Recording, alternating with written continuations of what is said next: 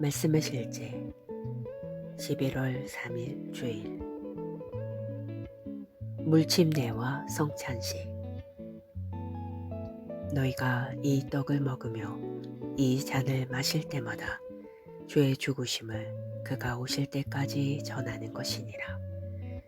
고린도전서 11장 26절 말씀.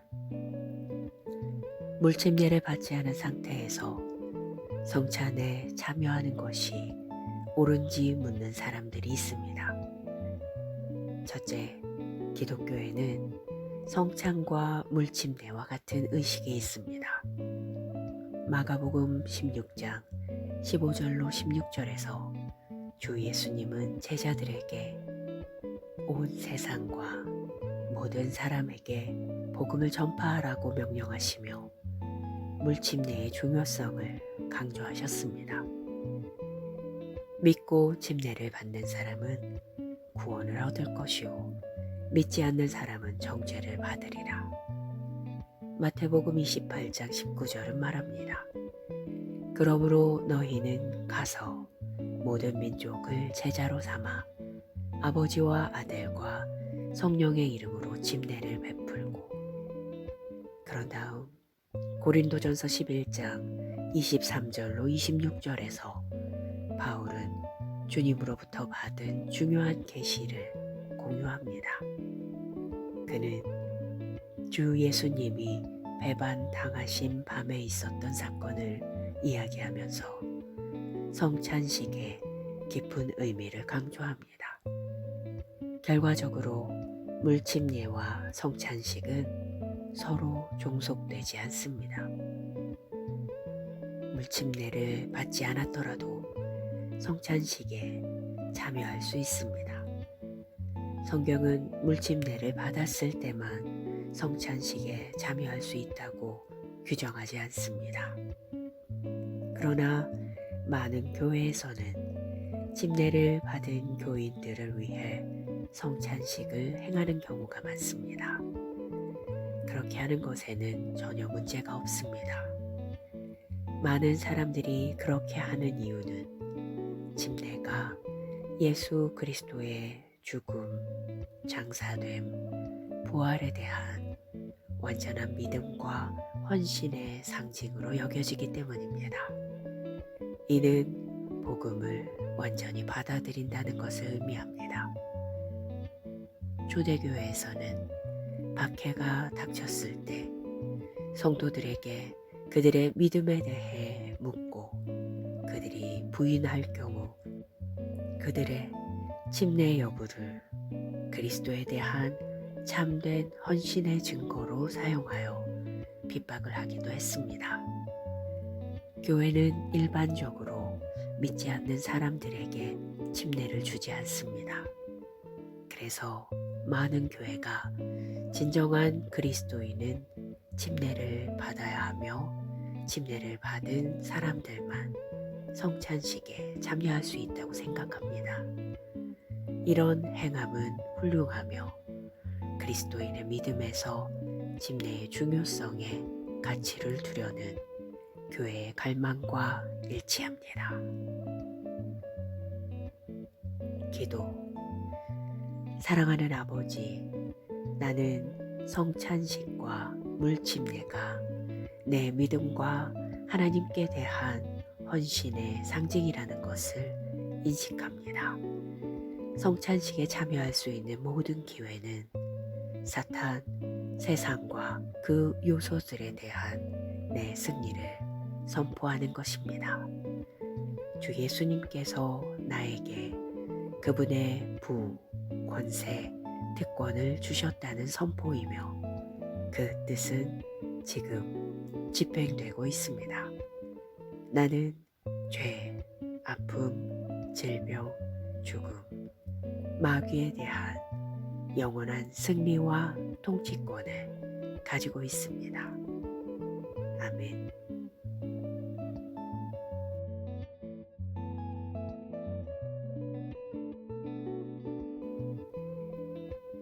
말씀의 실제 11월 3일 주일 물침례와 성찬식.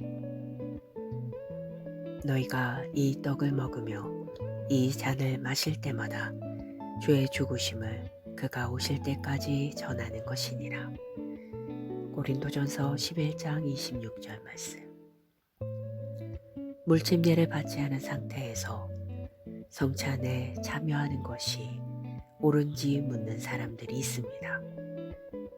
첫째, 기독교에는 성찬과 물침례와 같은 의식이 있습니다.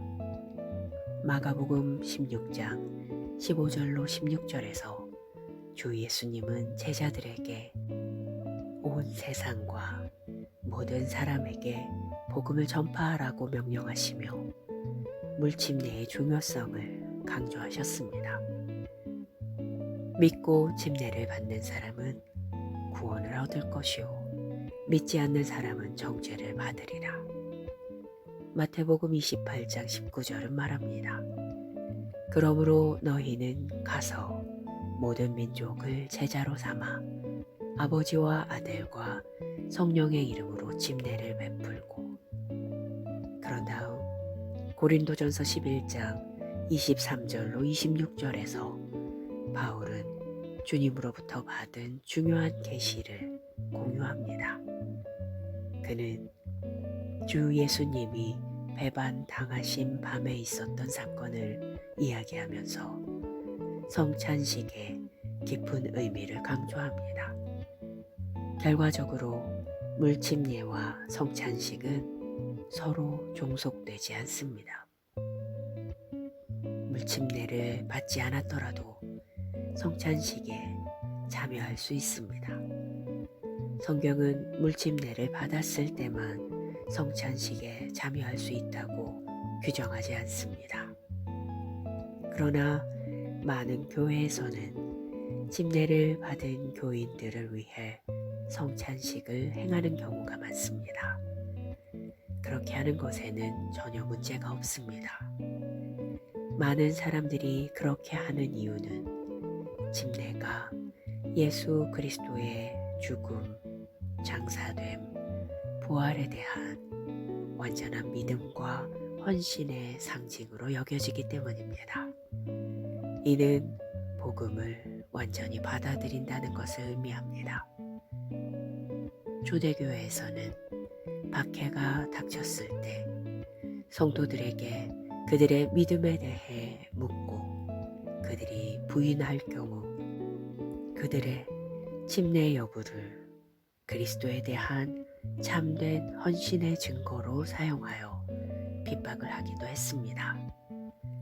교회는 일반적으로 믿지 않는 사람들에게 침례를 주지 않습니다.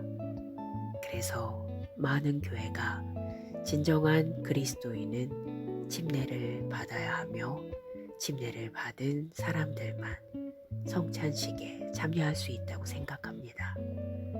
이런 행함은 훌륭하며 그리스도인의 믿음에서 침례의 중요성에 가치를 두려는 교회의 갈망과 일치합니다. 기도. 사랑하는 아버지, 나는 성찬식과 물침례가 내 믿음과 하나님께 대한 헌신의 상징이라는 것을 인식합니다. 성찬식에 참여할 수 있는 모든 기회는 사탄, 세상과 그 요소들에 대한 내 승리를 선포하는 것입니다. 주 예수님께서 나에게 그분의 부, 권세, 특권을 주셨다는 선포이며 그 뜻은 지금 집행되고 있습니다. 나는 죄, 아픔, 질병, 죽음, 마귀에 대한 영원한 승리와 통치권을 가지고 있습니다. 아멘.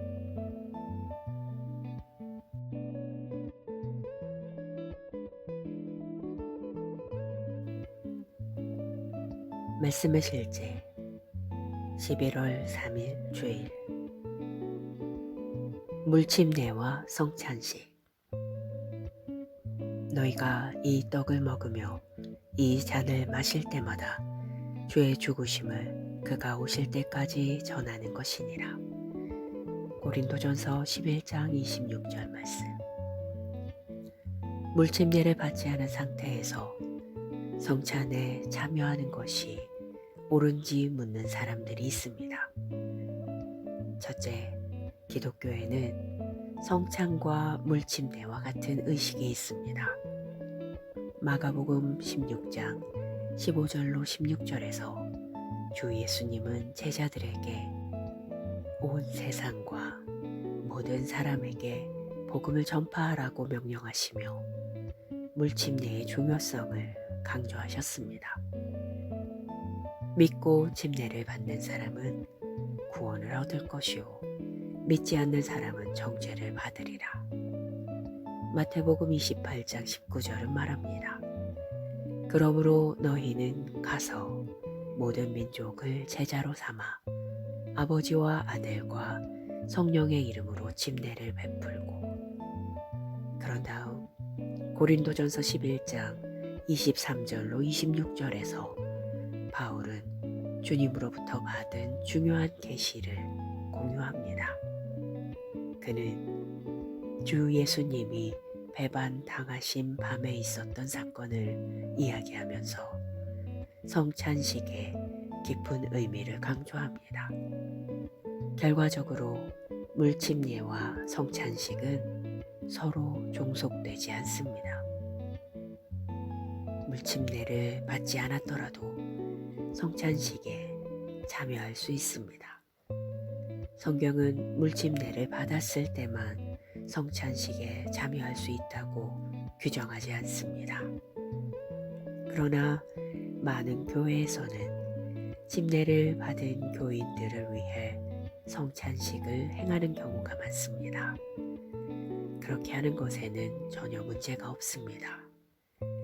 많은 사람들이 그렇게 하는 이유는 침례가 예수 그리스도의 죽음, 장사됨, 부활에 대한 완전한 믿음과 헌신의 상징으로 여겨지기 때문입니다. 이는 복음을 완전히 받아들인다는 것을 의미합니다. 초대교회에서는 박해가 닥쳤을 때 성도들에게 그들의 믿음에 대해 묻고 그들이 부인할 경우 그들의 침례 여부를 그리스도에 대한 참된 헌신의 증거로 사용하여 핍박을 하기도 했습니다. 교회는 일반적으로 믿지 않는 사람들에게 침례를 주지 않습니다.